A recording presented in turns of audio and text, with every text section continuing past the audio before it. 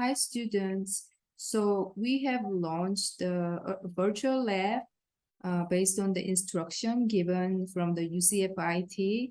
I believe you successfully launched a virtual lab in your local computer. And then actually, more importantly, we need to know how to pull our local computer in that actual virtual lab. So we will learn that with Mr. Edgar here. Hello. So first, what you guys want to do is you want to navigate to a website. It's called it.ucf.edu. And then once you get to the website, you're going to see this. Then I suggest go ahead and type in this Citrix. Then you're going to click search. And then you want to, there's a font that we want to, that's more specific to SPSS. Let me see if I can find out.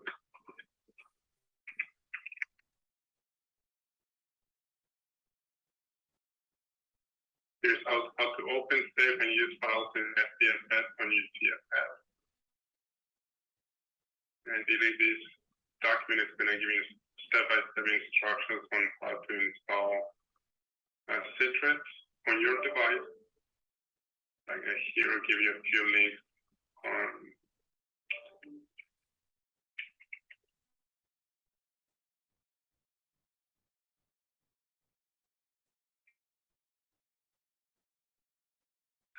so here you have separate links on how to install on a Mac, and Chromebook, Android, or iOS device. Once you complete the installation, you can then launch Citrix by launching this icon right here. Now, we did add Citrix to our taskbar, so feel free to simply click on Windows, search for Citrix, like in this case, and then you can either add it to your store or your taskbar. Now, in this case, we add it to the taskbar. So once you do that, you want to go ahead and click on Citrix Workspace, and this is going to come up. Now, you do not want to launch SPSS from the actual apps. What we want to do is we want to actually connect to a desktop. So when you click on the desktop, this is what is going to show up. It's going to say UCF Apps Desktop on the bottom. And this is pretty much what's going to allow you to connect to a remote computer on a lab that is physically located on our UCF campus. So again, click on the UCF App Desktop. Just give it a few seconds to launch.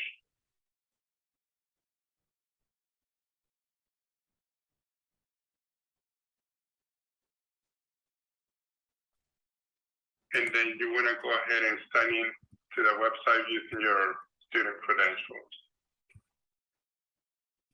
The same credentials you use for web courses or to access my.ucf.edu.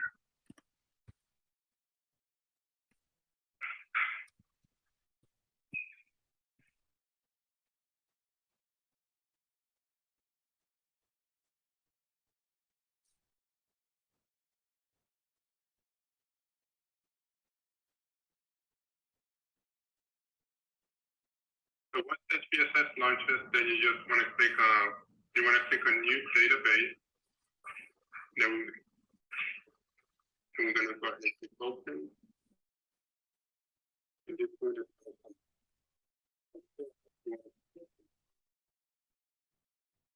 and you're going to click on Open again up here.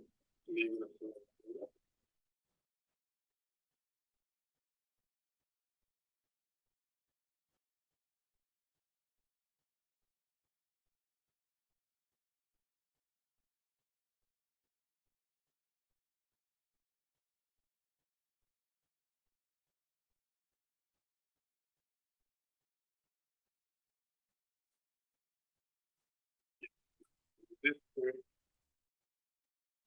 you want to click on the drop down and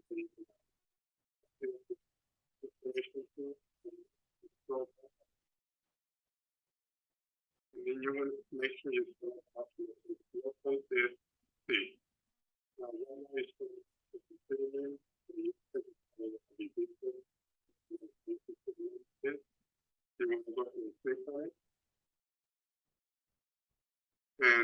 usually you have to realize that most of it actually could be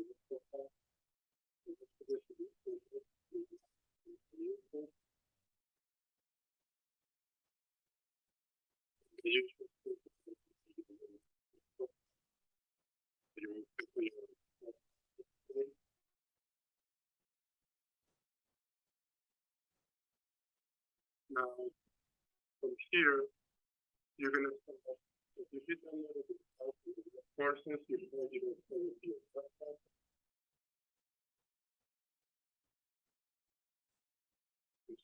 Yes, so the desktop and probably somewhere in your document folder. So that's the location where you download the courses, select the file, and then this needs to be open.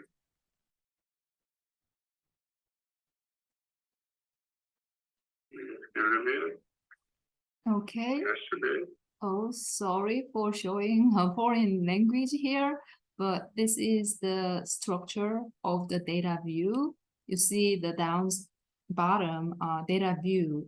So this little icon is variable name, and this is number 1 unit, number 2 unit. In this case, this is schools. So number 1 school is like Fox Rise Elementary School, and number 2 is Gingrich Elementary School, number 3 is blah blah elementary school, things like that. So you also can see variable attributes, variable characteristics. So first variable is ID, so 1, 2, 3, 4, like that, because we are not we do not want to type all the name of schools. So we want to give a unique number to each school, 1, 2, 3, 4, like that. And this is the actual school name, and this is the school location, things like that. Okay. So if you have any problem in launching or installing the virtual lab, please feel free to email me, Jiwonnam Spears, or I believe Mr. Edgar is available. So I'm gonna post this video on the course website. Thank you so much. Thank you, Mr. Edgar. Yeah, well. Bye-bye.